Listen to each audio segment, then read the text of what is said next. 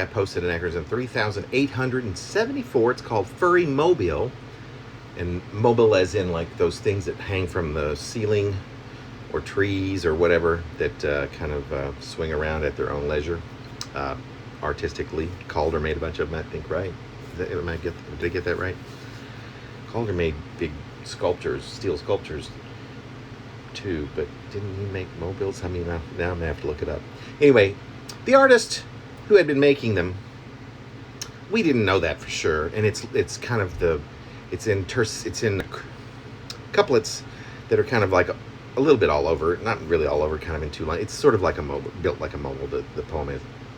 The artist who had been making them, we didn't know that for sure, had been placing them on the lower branches of trees or sneaking them up into the edges of the sloping architecture of people's homes or on some of the neighbors' taller mailboxes. And one time one was hung from the community singular stoplight. They had been made of what seemed like pieces of cut glass that had been assembled by rotating wires, and some of us thought the swirling, twirling pieces were all somehow electric. And when any of us looked up on a sunny morning or eyes would be hit by the shimmering lights, we thought electric, which would momentarily blind us. And when we could finally see the swirling glass moving after being blinded momentarily, during the time we would each hear the music of the pieces tinkling as a music box with a familiar tune that we could almost make out, almost find the words to.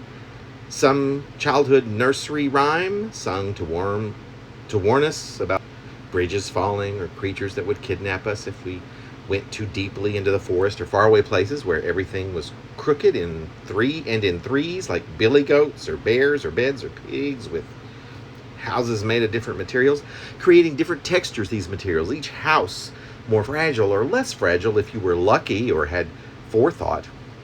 But then one day, some boys found one dangling from just beneath the bridge, the only entrance or exit into the idyllic community, that swirled and twirled but did not shimmer nor tinkle. And one of the boys said it stunk like a barn, and the one fire truck and the sheriff's car could soon be seen with their encircling lights. And they stayed there until at least dusk, and the mayor called a meeting and put out a proclamation or a warning, and nobody was talking anymore about how beautiful they were or how they were works of art anymore, and people were mostly just silent and serious, like winter after the first big snow, only it was still summer, and the world was suddenly full of more questions than answers. And the kids would fall asleep in class and complain of headaches once school started that year, and this went on for quite some time.